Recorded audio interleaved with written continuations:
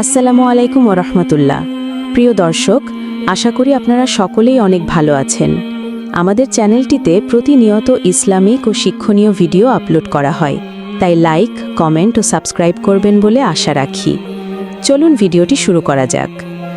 বহু পুরনো দিনের কথা, বাগদাদের কাছে একটি ছোট্ট গ্রামে ইউসুফ নামের এক সহজ সরল যুবক বাস করত। কয়েক বছর আগেই তার মা বাবা ইন্তেকাল করেছিলেন। এই দুনিয়ায় তার আপন বলে আর কেউ ছিল না। ইউসুফ ছিল অত্যন্ত নেককার ও সরল মনের একটি ছেলে। বাজারে তার একটি ছোট্ট মেওয়ার দোকান ছিল। আয় রোজগার মোটামুটি হতো, যা দিয়ে সে কোনো মতে তার দিন গুজরান করত। রাতে যখন ক্লান্ত পরিশ্রান্ত হয়ে ঘরে ফিরত, তখন ঘরটা একদম শূন্য শূন্য লাগত। ইউসুফ নিজেই দুটো রুটি ভেজে নিত। কখনো বেশি ক্লান্ত থাকলে না খেয়েই শুয়ে পড়ত। কোনো আত্মীয় স্বজন থাকলে হয়তো তার বিয়ের কথা ভাবত, কিন্তু এই দুনিয়ায় ইউসুফের তো কেউই ছিল না। তার পাশের বাড়িতে একজন বয়স্কা মহিলা থাকতেন। সবাই তাকে খালাম্মা বলে ডাকত, যেন তিনি পুরো মহল্লারই খালাম্মা। ইউসুফের জন্য তার বড়ই মায়া হতো। যখনই কোনো ঈদের উৎসব বা বিশেষ অনুষ্ঠান হতো, খালাম্মা ভালো ভালো পিঠাপুলি বানাতেন এবং তার থেকে কিছুটা ইউসুফকেও দিয়ে আসতেন। খালাম্মার একটি ভাগ্নি ছিল, যার নাম ছিল সুমাইয়া। সে অন্য গ্রামে তার মায়ের সাথে থাকত। সুমাইয়া ছিল বেশ ফর্সা ও রূপবতী। সে তার ফর্সা রং ও রূপের উপর বড়ই গর্ব করত। সে সর্বক্ষণ আয়নার সামনে সেজেগুজে থাকত এবং জানালা দিয়ে উকিঝুঁকি দিত। সুমাইয়ার বিধবা মা তার মেয়ের বিয়ে নিয়ে বড়ই চিন্তায় থাকতেন এবং মেয়ের এই স্বভাব চরিত্রে তিনি খুবই বিরক্ত হতেন। কিন্তু কি করবেন, তার কাছে তো সম্পদ নেই, আর গরিবের মেয়েকে বিয়ে করবেই বা কে? একদিন সুমাইয়ার বিধবা মা তার বোন অর্থাৎ ইউসুফের প্রতিবেশী খালাম্মার সাথে দেখা করতে এলেন। বোনের কাছে বসে তিনি মেয়ের বিয়ের দুঃখের কথা বলতে লাগলেন। তখন সেই খালাম্মার সঙ্গে সঙ্গে পাশের বাড়ির ইউসুফের কথা মনে পড়ে গেল। তিনি ভাবতে লাগলেন, ভদ্র সহজ সরল ছেলে, দেখতেও সুন্দর, এমন ছেলে তো আলো জ্বালিয়ে খুঁজলেও পাওয়া যাবে না। তিনি তার বোনকে বললেন, তুই চিন্তা করিস না বোন, আমার পাশের বাড়িতে এক ছেলে আছে, ওর সাথে কথা বলবো। বড়ই নেককার ছেলে, যৌতুকে টাকা পয়সা খরচ না করেই মেয়েটা একটা ভালো ঘরে চলে যাবে। সেই সন্ধ্যায় খালাম্মা একটি থালায় দুটো মিষ্টি নিয়ে ইউসুফের বাড়ি হাজির হলেন। ইউসুফ তখন দোকান থেকে ফিরেছে এবং খিদে পেয়েছে বলে চূড়া জ্বালানোর চেষ্টা করছিল। খালাম্মাকে দেখে সে বাইরে এলো। খালাম্মাকে ঘরে বসালো এবং আসার কারণ জিজ্ঞেস করল। খালাম্মা বললেন, বেটা, সারাদিন ক্লান্ত হয়ে ফিরে তুই নিজে রুটি বানাচ্ছিস, এটা দেখে তো আমার কলিজা পুড়ে যায়। তুই নিজের সংসার পাতিস না কেন?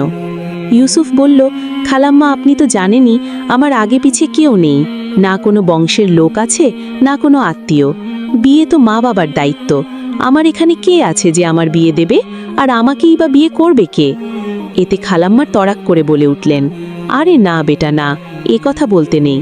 আমি কি এখনো বেঁচে নেই? আর তোর আবার কিসের কমতি? তুই কি আমার ছেলে নোস? ইউসুফ বলল, সেসব তো ঠিকই আছে খালাম্মা, কিন্তু মেয়ে কোথায়? খালাম্মা ঝটপট তার মুখে একটা মিষ্টি গুজে দিয়ে বললেন, আরে বেটা, আমার ভাগ্নি আছে না, ওর নাম সুমাইয়া, একদম চাঁদের মতো রূপবতী। তুই তো তাকে দেখলে চোখ ফেরাতেই পারবি না। এমনিতে তার জন্য অনেক বিয়ের প্রস্তাব এসেছে, কিন্তু আমি তো আমার বোনকে সাফ বলে দিয়েছি যে ইউসুফের চেয়ে ভালো ছেলে তুমি কোথাও পাবে না। আর আমার সুমাইয়াও বড়ই নেককার মেয়ে, তোর সংসার একদম আবাদ হয়ে যাবে। ইউসুফের নিজের বিয়ের কথা শুনতে বড়ই লজ্জা লাগছিল। সে আস্তে করে বলল, খালাম্মা, আপনি তো আমার মায়ের জায়গায়, আপনি যেটা সঠিক মনে করেন সেটাই করুন। খালাম্মা আনন্দে দ্বিতীয় মিষ্টিটা নিজের মুখে পুরে ইউসুফকে দোয়া দিতে দিতে সেখান থেকে চলে গেলেন। খালাম্মা ঘরে ফিরে তার বোনকে বললেন, নাও বোন, তোমার কাজ হয়ে গেছে।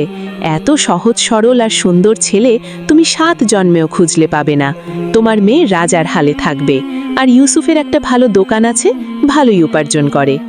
সুমাইয়ার মা বলতে লাগলেন, কিন্তু বোন, আমার কাছে তো একটি ফুটো কড়িও নেই যে আমার জামাইকে দুজোড়া কাপড় বানিয়ে দিতে পারবো কিংবা বরযাত্রীদের খাওয়াতে পারবো। খালাম্মা বললেন, সেটার জন্য তুমি চিন্তা করো না, আমি সব সামলে নেব। পরের মাসে ইউসুফের বিয়ে ঠিক হয়ে গেল। বিয়ের দিন এলে ইউসুফ অল্প কিছু বরযাত্রী নিয়ে শ্বশুরবাড়ি পৌঁছল। ইউসুফের বেশি বন্ধুবান্ধব বা পরিচিত কেউ ছিল না। তার একমাত্র বন্ধু ছিল কামাল। কামাল আর আশেপাশের কিছু দোকানদার তার বরযাত্রায় এসেছিল। ইউসুফ চাঁদের মতো ফর্সা দুলহানকে দেখে আনন্দে আটখানা হয়ে গেল। পরের দিন সে 4-5 জনকে বাড়িতে দাওয়াত করল। কামালও তার বাড়িতে দাওয়াত খেতে এসেছিল। সে বলল, আমি তো ভাবিজানের মুখ দেখানি দেব, একমাত্র দেবরটাই তো আমি, দেবরের সাথে আবার কিসের লজ্জা। ইউসুফ বেচারা সহজ সরল মানুষ, বন্ধুত্বের খাতিরে সে রাজি হয়ে গেল। কামাল ভাবির মুখ দেখল এবং তার রূপে মুগ্ধ হয়ে গেল। সে ভাবিকে মুখ দেখানিতে সোনার পালিশ দেওয়া রূপোর দুল দিল। এটা দেখে সুমাইয়া বেজায় খুশি হয়ে গেল। এত দামি মুখ দেখানি তো তাকে কেউ দেয়নি। আসলে ইউসুফের বন্ধু কামাল তার স্বভাবের দিক থেকে একদম উল্টো। সে ছিল 1 নম্বরের বদমাশ এবং ধনী পরিবারের ছেলে। বাবার নিজের ব্যবসা ছিল, তাই পয়সার কোনো অভাব ছিল না। সামান্য কিছুক্ষণ কারবারে বসত আর সারা দিন আড্ডাবাজি করত। ইউসুফ আর কামাল একসাথে মাদ্রাসায় পড়ত, সেখান থেকেই তাদের বন্ধুত্ব হয়েছিল। যদিও দুজনের মধ্যে আসমান জমিন ফারাক। ইউসুফ তার ভালো স্বভাবের কারণে সবাইকে নিজের মতো মনে করত এবং সবাইকে খুব সহজে বিশ্বাস করে ফেলত। কিছুদিন কেটে গেল। ইউসুফের বউ সুমাইয়া ইউসুফের সরলতায় বিরক্ত হয়ে উঠেছিল। সে চাইতো সারা দিন সেজেগুজে বসে থাকবে আর ইউসুফ তার রূপের প্রশংসা করতে থাকবে। ইউসুফ তাকে ভালোবাসত অনেক, কিন্তু এসব ঢং তার আসত না, আর দোকানে দেওয়ার মতো সময়ও ছিল না। বউয়ের এসব আবদার মেটাতে গেলে দোকান চলবে কি করে? তবুও সে প্রতি 2-3 দিন পর পর তার বউয়ের জন্য উপহার নিয়ে আসত, কখনো চুড়ি, কখনো সস্তা দুল। কিন্তু সুমাইয়ার এগুলো পছন্দ হতো না। সুমাইয়ার দুঃখ ছিল যে তার কাছে একটিও সোনার গহনা নেই, কামালের দেওয়া সেই দুলটা ছাড়া। সে সর্বক্ষণ ইউসুফকে খোঁটা দিতে থাকত। ইউসুফ ঘরে ফিরলে প্রায়ই দেখত রান্না করা নেই। তার বউ বলতো কাঠ ভেজা ছিল, কখনো বলতো আমার মাথা ব্যথা। ইউসুফ বেচারা নিজে চুলা ধরাতো, কখনো বা বাজার থেকে রান্না করা খাবার কিনে আনতো। তার কম আয়ের জীবনে এতটা কষ্ট এর আগে কখনো হয়নি যতটা এখন হচ্ছিল। তার সবচেয়ে বড় দুঃখ ছিল যে সে এত কষ্ট করেও তার বউকে খুশি রাখতে পারছে না। অন্যদিকে ইউসুফ দোকানে চলে গেলে তার বন্ধু কামাল মিষ্টি আর দামি উপহার নিয়ে তার বাড়িতে হাজির হতো। ধীরে ধীরে বোকা সুমাইয়া কামালের ফাঁদে পড়তে লাগল। কামাল তাকে ভুলিয়ে বালিয়ে বলতো, তোমার মতো সুন্দরী মেয়ের তো শাহজাদির মতো রাজপ্রাসাদে থাকার কথা, তুমি কোথায় এই ফকির ইউসুফের চক্করে পড়ে গেলে? সুমাইয়ারও এখন মনে হতে শুরু করল যে তার সাথে সত্যি অন্যায় হয়েছে। তাকে ইউসুফের মতো এক ফকির লোকের সাথে বিয়ে দেওয়া হয়েছে। তার তো কামালের মতো কোনো টাকাওয়ালার বউ হওয়ার কথা, যে তার জন্য দামি উপহার নিয়ে আসতো এবং সর্বক্ষণ তার রূপের প্রশংসা করত। শেষ পর্যন্ত কামাল একদিন তাকে বোঝালো, তুমি তোমার স্বামীকে ব্যবসা করার অজুহাতে দামেশকে পাঠিয়ে দাও, তারপর আমরা স্বাধীনভাবে মেলামেশা করতে পারবো। আমি তোমাকে খাঁটি সোনার গহনা বানিয়ে দেব। সুমাইয়া তার ফুসলানিতে রাজি হয়ে গেল। সে ইউসুফের মাথা খাওয়া শুরু করলো এবং বলল, এই ছোট্ট মেওয়ার দোকান থেকে তুমি কখনো বেশি উপার্জন করতে পারবে না, আর এভাবে আমরা আরামায়েশের জীবনও কাটাতে পারবো না। তাই তুমি দামেশকে গিয়ে ভালো উপার্জন করার ব্যবস্থা করো। তোমার তো এত সামর্থ্যও নেই যে একটা কাজের মেয়ে রেখে দেবে। সারা দিন কাজ করতে করতে আমি ক্লান্ত হয়ে যাই, সারা দিন চুলা ধরাতে হয়। এত কাজ তো আমি কখনো আম্মার বাড়িতেও করিনি। প্রতিদিনকার এমন অভিযোগে বিরক্ত হয়ে ইউসুফ শেষ পর্যন্ত দামেশকে গিয়ে উপার্জন করার সিদ্ধান্ত নিল। সে কামালকে তার সবচেয়ে ভালো বন্ধু মনে করত, তাই এ বিষয়ে তার সাথে পরামর্শ করল। কামালও তার কথায় হ্যাঁ মেলালো এবং বলল, হ্যাঁ ভাই, তোমার ভাগ্য পরিবর্তনের জন্য দামেশকে যাওয়া উচিত। আর কতদিন এই ছোট্ট দোকান দিয়ে সংসার চালাবে? এখন ইউসুফের কাছে সুমাইয়ার কথা পুরোপুরি সঠিক মনে হলো। ইউসুফ তার দোকান 1 বছরের জন্য পাশের দোকানদারকে ভাড়া দিয়ে দিল। সেখান থেকে যা পয়সা পেল সেটা দিয়ে ব্যবসা করার জন্য কিছু মালামাল কিনে সে সফরের জন্য প্রস্তুত হয়ে গেল। তার বউ মিথ্যে চোখের জল ফেলে কাঁদতে কাঁদতে বলল, তুমি ফিরে এলে আমাদের ভালো দিন আসবে। তোমাকে বিদায় দিতে আমার খুব কষ্ট হচ্ছে, কিন্তু আমাদের দুজনের উজ্জ্বল ভবিষ্যতের জন্য আমি তোমাকে ছেড়ে থাকতেও রাজি। ভারী মন নিয়ে ইউসুফ সফরে রওনা হয়ে গেল।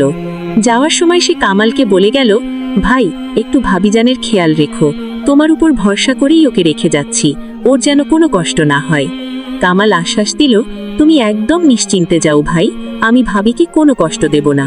সেই যুগে কোনো গাড়ি ঘোড়া চলাচল করত না, মানুষ খচ্চর আর উটের পিঠে চড়ে সফর করত। দীর্ঘ 15 দিনের পথ পাড়ি দিয়ে ইউসুফ দামেশকে পৌঁছল এবং একটি ছোট্ট বাড়িতে থাকার ব্যবস্থা করল। বাড়িওয়ালা ছিলেন অত্যন্ত বৃদ্ধ আর নেককার মানুষ। বৃদ্ধ তার একমাত্র জোয়ান মেয়ের সাথে থাকতেন, এছাড়া তার আর কেউ ছিল না।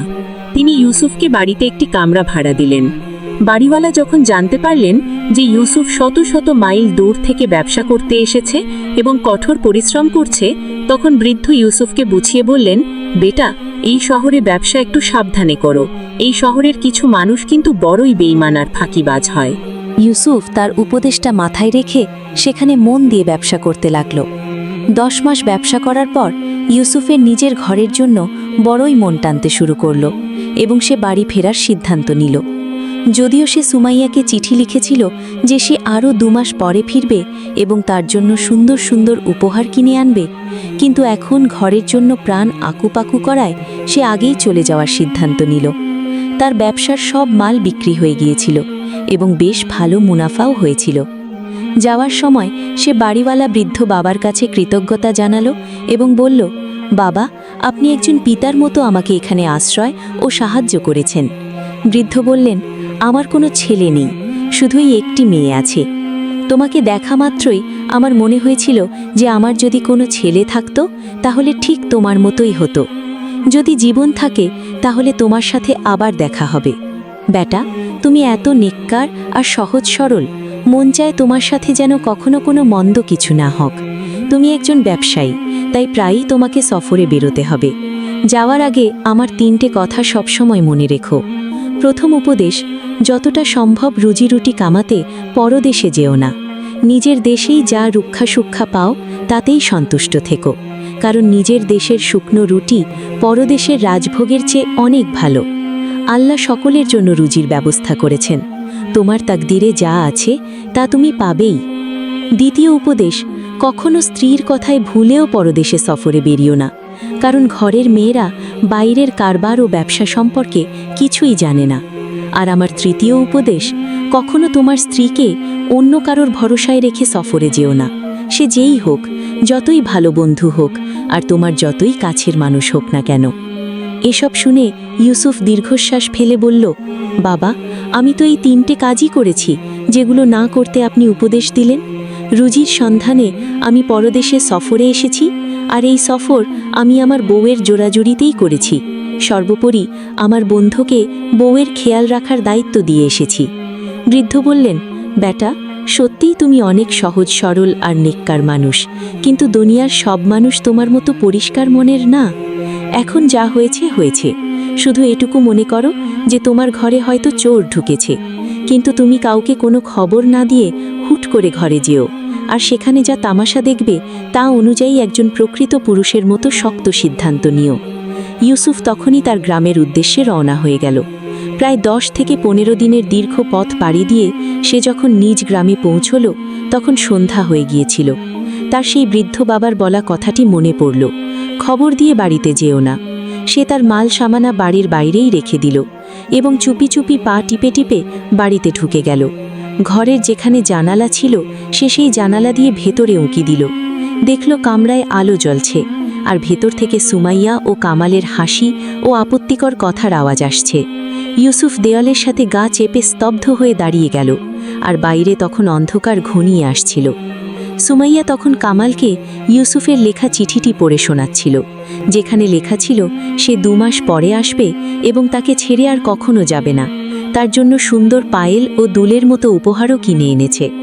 সুমাইয়া ও কামাল তার সেই আবেগঘন চিঠি নিয়ে উপহাস করছিল। কামাল বলল, আরে ওই ফকির তো ফকিরই থাকবে, 2 দিরহাম কামিয়ে তোমার উপর রোব দেখাচ্ছে। আমি তোমার জন্য যে বাজিবন্ধ এনেছিলাম সেটা তো পুরো 10 দিনারের ছিল। সুমাইয়া বলল, তোমার আর তার কি তুলনা কামাল? আমার শুধু এটাই মাথায় ঘুরছে যে সে ফিরে এলে আমরা কিভাবে দেখা করব। কামাল হাসতে হাসতে বলল, আরে 2-3 মাস পরে তাকে আবার ব্যবসা করতে দামেশকে পাঠিয়ে দিও। ওই গাধার নাকের দড়ি এখন পুরোপুরি তোমার হাতে। এই কথায় দুজন উচ্চস্বরে হাসতে লাগল। ইউসুফ বাইরে দাঁড়িয়ে সব শুনছিল। রাগে আর ক্ষোভে তার অবস্থা কাহিল হয়ে গিয়েছিল। সে আর নিজেকে ধরে রাখতে পারল না। ঠিক সেই মুহূর্তে সে গিয়ে দরজায় সজোরে ধাক্কা দিতে শুরু করল। সুমাইয়া ভয় পেয়ে দরজা খুলল। ইউসুফকে আচমকা সামনে দেখে তার অবস্থা এমন হলো যেন শরীর থেকে সব রক্ত শুষে নেওয়া হয়েছে। পেছন পেছন কামালও বেরিয়ে এলো। ইউসুফকে রাগান্বিত অবস্থায় দেখে তার হাত পা থরথর করে কাঁপতে লাগল। বড় কষ্টে নিজেকে সামলে ইউসুফকে বলল, আমি তো ভাবিজানের হালচাল জিজ্ঞেস করতে এসেছিলাম যে ভাবিজানের কোনো কিছুর দরকার আছে কিনা। ইউসুফের মন চাইল কামালের মুখে কষে একটা থাপ্পড় মারতে, কিন্তু সে নিজেকে সামলে নিল এবং প্রচণ্ড ধৈর্যের সাথে বলল, এখন তুমি ওকে স্থায়ীভাবে তোমার বাড়িতে নিয়ে যেতে পারো, যাতে ওর সব চাহিদা তুমি ভালো মতো পূরণ করতে পারো। সুমাইয়া দেখল সব ফাঁস হয়ে গেছে। সে বলল, না, এমন বলবেন না, আর সে জোরে জোরে কাঁদতে শুরু করল। এরপর কামাল নিজের পাপ ঢাকতে উল্টে বুক ফুলিয়ে ইউসুফকে গালমন্দ করতে শুরু করল। সে বলল, ভালো মানুষের আর যুগ নেই। আমি তো ভাবিকে নিজের মায়ের মতো জ্ঞান করে এতদিন দেখাশোনা করলাম, আর এখন তুমি আমার পবিত্র চরিত্রের উপর অপবাদ দিচ্ছ। তাদের এই চিৎকার চেঁচামেচি শুনে আশেপাশের প্রতিবেশীরাও সেখানে এসে জড়ো হলো। সব শুনে ইউসুফকে বলল, ইউসুফ, তুমি ভালোই করেছ যে হুট করে ফিরে এসে এই রকম চরিত্রের মেয়ের সাথে সম্পর্ক ছিন্ন করলে। এমন মেয়ের সাথে এটাই হওয়ার ছিল। আমরা তো এতদিন ধরে এই দুজনের বেহায়াপনা দেখছিলাম, কিন্তু শুধু তোমার সম্মানের কথা চিন্তা করে চুপ ছিলাম। এটা ভদ্রলোকের মহল্লা, আমাদের ঘরেও বউ মেয়ে আছে, এদের এখানে রাখা যাবে না। মহল্লার লোকজনের এমন কঠোর কথা শুনে কামাল আর সুমাইয়ার মুখ থেকে আর একটিও কথা বেরোলো না। এই খবর যখন কামালের মা বাবার কাছে পৌঁছল, তখন তারাও তাদের ছেলের এমন জঘন্য কাণ্ডে বড়ই লজ্জিত হলেন। ইউসুফ কামালের মাকে ডেকে বলল, চাচি, আপনি আপনার ছেলের বিয়ে সুমাইয়ার সাথে করিয়ে দিন, কারণ আমি চাই না সুমাইয়া বেঘর হয়ে যাক। আর এতে ভুলটাই বাকি, ওরা যখন একে অপরকে ভালোবাসে তখন একসাথেই সুখে থাকুক। কামালের মা কেঁদে ফেলে বললেন, বেটা, তোমার মন সত্যি অনেক বড়। আমি আমার ছেলের এই নিজ কাজে মনে বড় কষ্ট পেয়েছি, কিন্তু আর কি করব, তুমি যেমনটা চাচ্ছ আমি তাতেই রাজি। কামালের মা সুমাইয়াকে নিয়ে নিজের বাড়ি চলে গেলেন, যাতে সামাজিকভাবে দুজনের বিয়ে দেওয়া যায়। এই হৈহট্টরে মধ্যরাত পেরিয়ে গেল। ইউসুফ দীর্ঘ সফর থেকে এসে প্রচণ্ড ক্লান্ত ছিল। তার উপর বিশ্বাসের এমন নির্মম ভাঙন দেখে সে একদম ভেঙে পড়েছিল। টানা 2 দিন সে বাড়ির বাইরেই বেরোল না। দামেশকের সেই বৃদ্ধ বাবার কথা আর তার মূল্যবান উপদেশগুলো বারবার তার মনে পড়ছিল। কোনো মতে 15 দিন পার করল সে, কিন্তু কোনো কাজেই তার আর মন বসছিল না। অনেক ভাবনা চিন্তা করে সে আবার দামেশকের উদ্দেশ্যে সফরে বেরিয়ে পড়ল। কয়েকদিনের ক্লান্তিকর সফরের পর সে অবশেষে সেই বৃদ্ধ বাবার বাড়িতে পৌঁছল। ইউসুফ তার জীবনে ঘটে যাওয়া সব করুণ কাহিনী বৃদ্ধ বাবাকে খুলে বলল। বৃদ্ধ বাবা পরম মমতায় তাকে বুকে জড়িয়ে ধরলেন এবং সান্ত্বনা দিতে দিতে বললেন, বেটা, যা হয়েছে তা ভুলে যাও। সুমাইয়া তোমার মতো এক নেককার আর পবিত্র ছেলের যোগ্যই ছিল না। এটার জন্য আল্লাহর দরবারে শুকরিয়া আদায় করো যে তিনি তোমাকে সঠিক সময়ে ওই রকম একটা অসতী মেয়ের হাত থেকে মুক্তি দিয়েছেন। ইউসুফ বলল, বাবা, আপনার সাথে নিজের দুঃখ ভাগ করে নিয়ে মনটা অনেক হালকা হয়ে গেল। বৃদ্ধ কিছুক্ষণ গভীর চিন্তা করে বললেন, বেটা, আমার মেয়েকে তো তুমি চেনোই। আমি নিজের মুখে তার প্রশংসা করব না, তবে সে অত্যন্ত নেককার, পরহেজগার আর ঘরোয়া একটা মেয়ে। তুমি তাকে নিয়ে সুখে থাকতে পারবে। তুমি যদি রাজি হও তাহলে আমি আমার মেয়ের বিয়ে তোমার সাথে দিতে চাই। ইউসুফ কিভাবে এই প্রস্তাব ভিড়িয়ে দিত? সে তো আগে থেকেই বৃদ্ধ বাবাকে নিজের পিতার মতো সম্মান করত। সে অত্যন্ত আনন্দের সাথে এই সম্বন্ধে রাজি হয়ে গেল। কয়েকদিন পর একটা ভালো দিন দেখে ধর্মীয় রীতি অনুযায়ী দুজনের বিয়ে সম্পন্ন হলো। বিয়ের পর বৃদ্ধ বাবা বললেন, বেটা, এখন তুমি তোমার নিজের গ্রামে ফিরে যাও এবং আশেপাশের শহরগুলোতে ব্যবসা করে সুখে শান্তিতে সংসার করো। কিন্তু ইউসুফ জেদ ধরল, বাবা, আপনিও আমাদের সঙ্গে চলুন। এখানে আপনার দেখাশোনা করার মতো আর কেউ নেই। আপনি আমাদের সাথে থাকলে আমাদের সংসারে বরকত হবে। বড়দের দোয়াই তো আল্লাহর রহমত। ইউসুফের এমন অকৃত্রিম জেদের সামনে বৃদ্ধ অবশেষে নত স্বীকার করতে বাধ্য হলেন। আর আসলে তিনিও সেই পুরনো স্মৃতির শহরে আর একা থাকতে চাইছিলেন না। তিনি তার বাড়িটি বিক্রি করে দিলেন এবং ইউসুফ ও তার মেয়ের সাথে চলে এলেন। তারপর তারা 3 জন মিলে অত্যন্ত সুখে শান্তিতে দিন কাটাতে লাগলেন। বলা হয়ে থাকে যে যার মাথার ওপর বড়দের হাত ও দোয়া থাকে সে জীবনে অনেক দূরে গিয়ে যায়। ইউসুফের সাথেও ঠিক তাই হলো। তার শ্বশুরের দূরদর্শী ও জ্ঞানপূর্ণ উপদেশে চলে ইউসুফ ব্যবসায় অনেক উন্নতি করল এবং অল্প দিনের মধ্যেই সে আশেপাশের এলাকার একজন নামকরা বড় ব্যবসায়ী হয়ে উঠল। তো বন্ধুরা, এই শিক্ষণীয় গল্প থেকে আমরা যা শিখতে পাই তা হলো, যে ঘরে তুমি বিনা বাধায় যে কোনো সময় যাতায়াত করতে পারো সেই ঘরের পবিত্রতার উপর কখনো খারাপ নজর দিও না। সেটা সম্পদের লোভেই হোক বা ভালোবাসার ছলনায় হোক। বিশ্বাসঘাতকতার পরিণতি কখনো ভালো হয় না। প্রিয় দর্শক বন্ধু, আপনি আমাদের এই ভিডিওটি কোন দেশ বা কোন জেলা থেকে দেখছেন এবং এই গল্পটি আপনার কেমন লাগলো অবশ্যই কমেন্টে আপনার মূল্যবান মতামত প্রকাশ করতে ভুলবেন না। আমাদের চ্যানেলটি সাবস্ক্রাইব করে পাশে থাকুন আর পরের চমৎকার গল্প আসা পর্যন্ত আমাদের সাথে থাকুন। ধন্যবাদ।